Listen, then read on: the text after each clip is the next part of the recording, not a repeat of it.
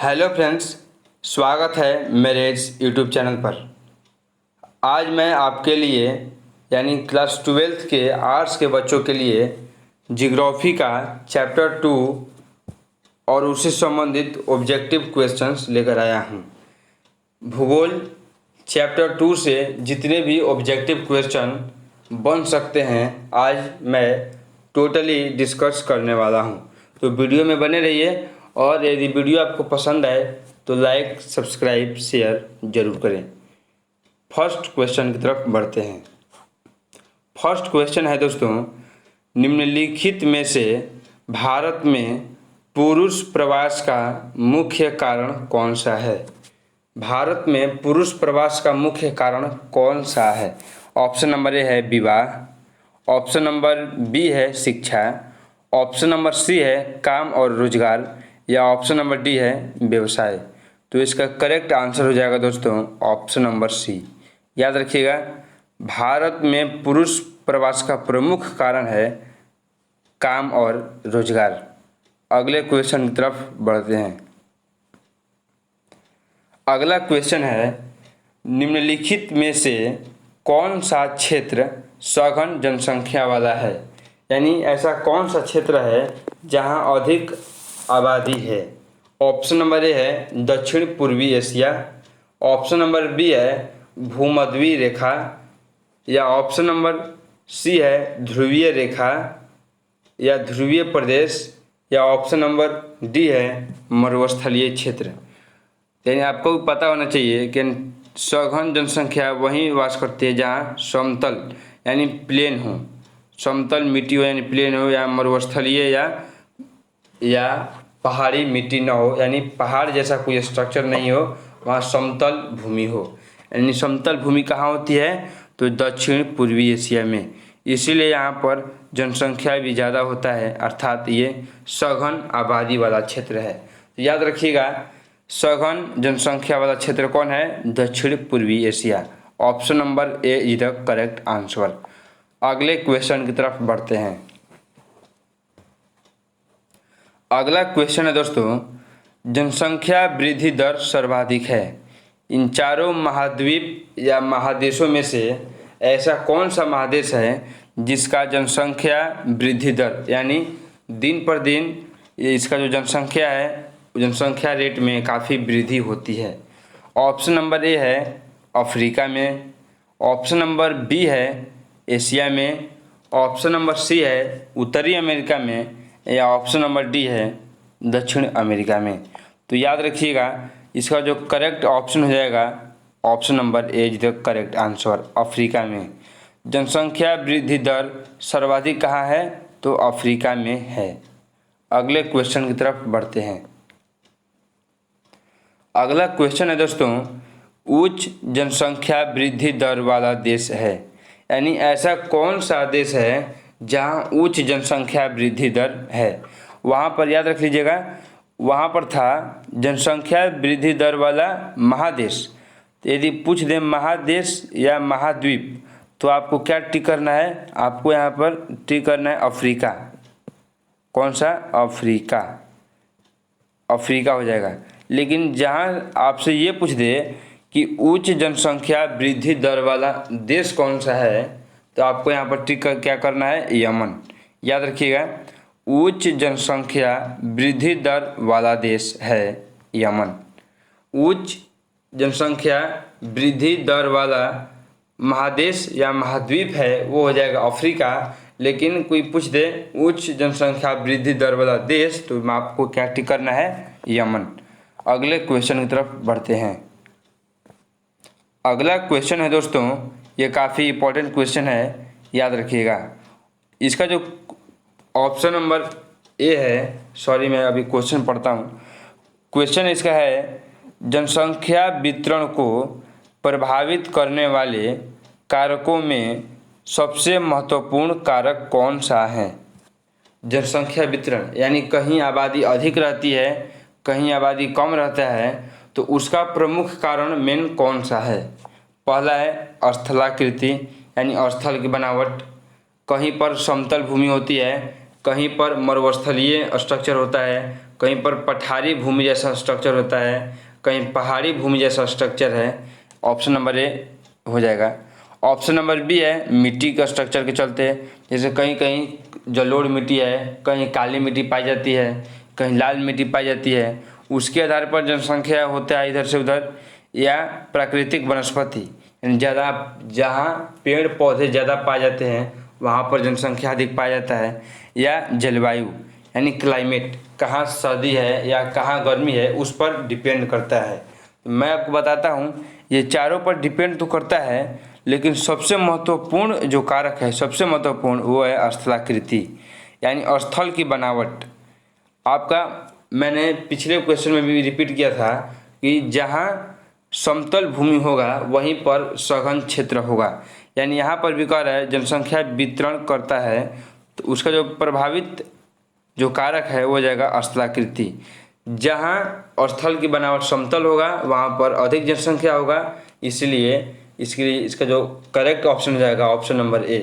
जनसंख्या वितरण को स्थलाकृति उसको जो है प्रमुख या महत्वपूर्ण कारक है प्रभावित करने वाला, ऑप्शन नंबर ए। अगले क्वेश्चन की तरफ बढ़ते हैं। अगला क्वेश्चन है, किस वर्ष विश्व की मानव जनसंख्या 6 अरब हुई थी? यानी विश्व की जो कुल जनसंख्या है वह टोटल कितना हुआ था? 6 अरब। 6 अरब कब हुई थी? 1750 में, 1975 में, 1830 में या 1999 में? तो इसका जो करेक्ट ऑप्शन हो जाएगा 1999 में। 1999 में जब सर्वेक्षण किया गया तो देखा गया कि विश्व की जो मानव जनसंख्या है वह 6 अरब हो चुकी है। कब? 1999 ईस्वी में। अगले क्वेश्चन की तरफ बढ़ते हैं। अगला क्वेश्चन है दोस्तों, निम्नलिखित में किस देश की जनसंख्या बढ़ने के बदले घटती जा रही है? यदि किसी भी देश की बात करते हैं, जैसे हमारा भारत देश है, यहाँ जो जनसंख्या थी पहले 125 करोड़ थी, अब लगभग 130 करोड़ के करीब आ चुकी है। यानी कोई भी देश जो होता है उसकी जनसंख्या दिन पर दिन बढ़ती जाती है। लेकिन ऐसा कौन सा देश है जहाँ जनसंख्या बढ़ने के बदले घटती जा रही है? ऑप्शन नंबर ए है ओमान, ऑप्शन नंबर बी है लाइबेरिया, ऑप्शन नंबर सी है लाटविया, ऑप्शन नंबर डी है डेनमार्क। तो इसका करेक्ट ऑप्शन हो जाएगा option number C, Latvia. Latvia एक ऐसा देश है जहाँ जनसंख्या बढ़ने की जगह पर जनसंख्या घटती है। वैसा कौन सा देश है? लाटविया। अगले क्वेश्चन की तरफ बढ़ते हैं। अगला क्वेश्चन है दोस्तों, निम्नलिखित में किस देश की जनसंख्या सबसे अधिक है? सबसे अधिक जनसंख्या किस देश की है? कोई पूछेगा कि सबसे अधिक जनसंख्या किस देश की है? ऑप्शन नंबर ए है अमेरिका, सारा अमेरिका, यानी संयुक्त राष्ट्र अमेरिका, यानी इसको बोल सकते हैं यूएसए, या है ब्राज़ील, या बांग्लादेश, या इंडोनेशिया। तो इन चारों ऑप्शन के मुकाबले सबसे अधिक इसमें जो जनसंख्या है वो निवास करती है आपकी कहाँ? तो संयुक्त राष्ट्र अमेरिका में। तो याद रखिएगा इन चारों ऑप्शन में से सबसे अधिक जनसंख्या किसका है? तो आपका है संयुक्त राष्ट्र अमेरिका। इसका जो करेक्ट ऑप्शन हो जाएगा ऑप्शन नंबर ए। लेकिन यदि कोई पूछ दे कि विश्व की सबसे अधिक जनसंख्या क्या है, विश्व की सबसे अधिक जनसंख्या किस देश में है, तब यहाँ पर क्या आ जाएगा आपका? चाइना। और दूसरे नंबर पर है हमारा भारत। याद रखिएगा विश्व में नंबर 1 पर आता है चीन और दूसरे नंबर पर क्या आता है? भारत, जनसंख्या की दृष्टि से। लेकिन ये यदि चारों ऑप्शन की केवल बात करें, इन चारों में से सबसे अधिक कौन है, तो आपका हो जाएगा क्या? संयुक्त राष्ट्र अमेरिका। अगले क्वेश्चन की तरफ बढ़ते हैं। अगला क्वेश्चन है, जनानिकी संक्रमण सिद्धांत किसने दिया था? ऑप्शन नंबर ए है मार्शल, ऑप्शन नंबर बी है Amartya Sen, option number C है नोएस्टिन, या ऑप्शन नंबर डी है इनमें से कोई नहीं। तो इसका करेक्ट ऑप्शन हो जाएगा ऑप्शन नंबर सी, नोएस्टिन। याद रखिएगा जनांकिनी संक्रमण का सिद्धांत किसने दिया था? नोवेस्टिन ने। अगले क्वेश्चन की तरफ बढ़ते हैं। अगला क्वेश्चन है, निम्न में से कौन एक जनसंख्या परिवर्तन का कारक नहीं है? जनसंख्या परिवर्तन यानी जनसंख्या घटना या जनसंख्या बढ़ना किस पर डिपेंड नहीं करती है? ऑप्शन नंबर ए है प्रवास पर, ऑप्शन नंबर बी है आवास पर, ऑप्शन नंबर सी है जन्म पर, या ऑप्शन नंबर डी है मृत्यु पर। तो इसका जो करेक्ट ऑप्शन हो जाएगा ऑप्शन नंबर बी। आवास पर जो है जनसंख्या परिवर्तन कोई डिपेंड नहीं करता है। कितने लोग मरते हैं या कितने लोग जीते हैं या जो भी है, मृत्यु दर अधिक हो गया या जन्म दर कम हो गया, इसका जो यह आवास पर कोई भी डिपेंड नहीं करता है। तो याद रखिएगा, जनसंख्या परिवर्तन का कारक नहीं है कौन? आवास। Option number B is the correct answer. अगले क्वेश्चन की तरफ बढ़ते हैं। अगला क्वेश्चन है दोस्तों, प्रतिकर्ष और अपकर्ष कारक उत्तरदायी है। प्रतिकर्ष और अपकर्ष जो है कारक उत्तरदायी है किसके लिए? प्रवास के लिए, या भू निम्नीकरण के लिए, वायु प्रदूषण के लिए, या गंदी बस्तियों के लिए। तो इसका जो करेक्ट ऑप्शन हो जाएगा वो हो जाएगा प्रवास के लिए। प्रवास के लिए प्रतिकर्ष और अपकर्ष कारक जो है उत्तरदायी है। Option number A is the correct answer. अगले क्वेश्चन की तरफ बढ़ते हैं। अगला क्वेश्चन है, निम्नलिखित में कौन एक जन स्थानांतरण का अपकर्ष कारक नहीं है?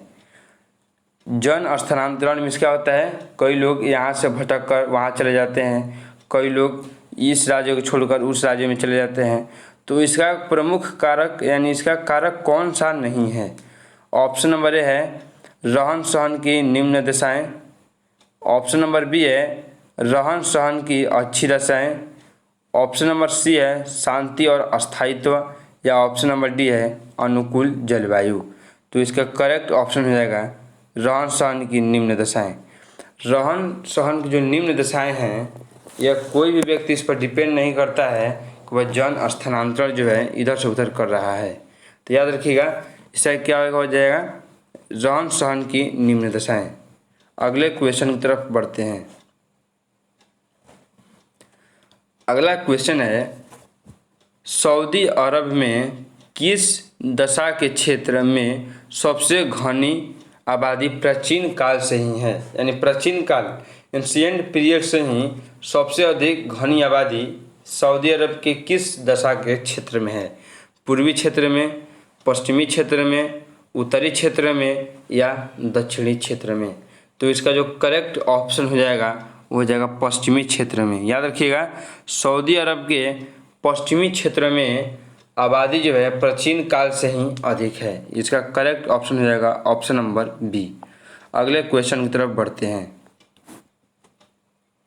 अगला क्वेश्चन है, निम्नलिखित में किस वर्ष के आसपास विकसित और विकासशील देशों में नगरीय जनसंख्या लगभग बराबर थी?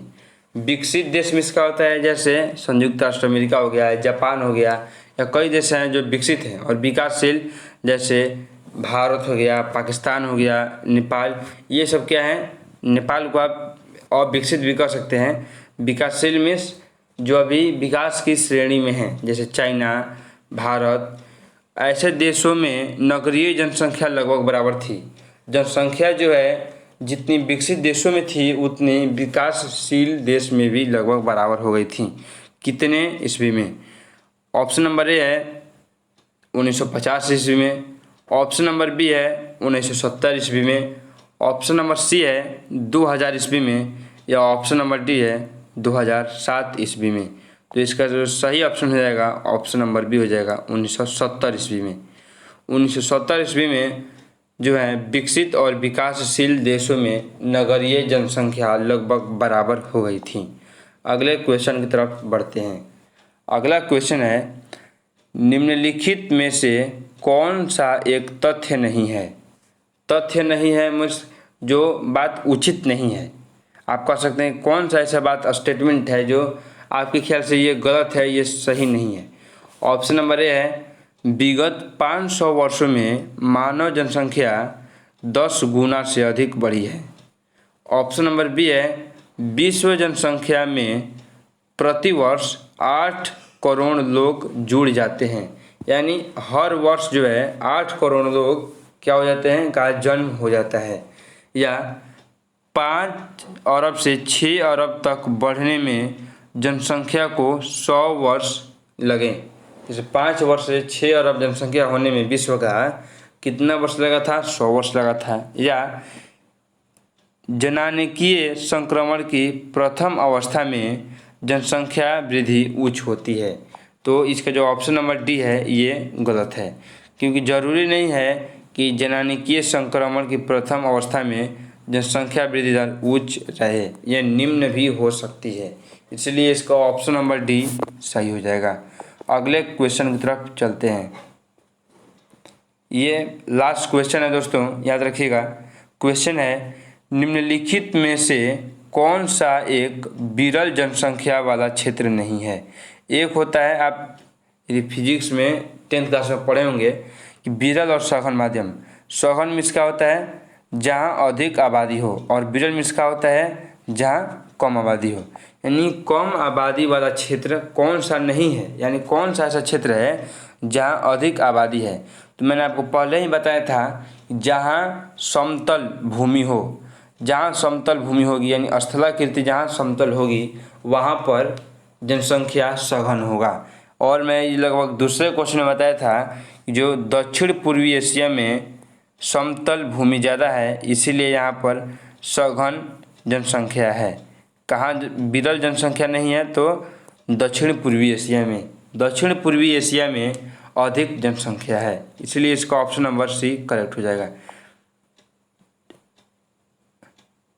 थैंक्स फॉर वाचिंग, क्योंकि अब क्वेश्चन ख़त्म हो चुके हैं। 16 क्वेश्चन थे और 16 क्वेश्चन ख़त्म हो चुके हैं। तो यदि भी आपको वीडियो पसंद आया हो तो लाइक, सब्सक्राइब, शेयर ज़रूर करें। मिलते हैं अगली वीडियो में।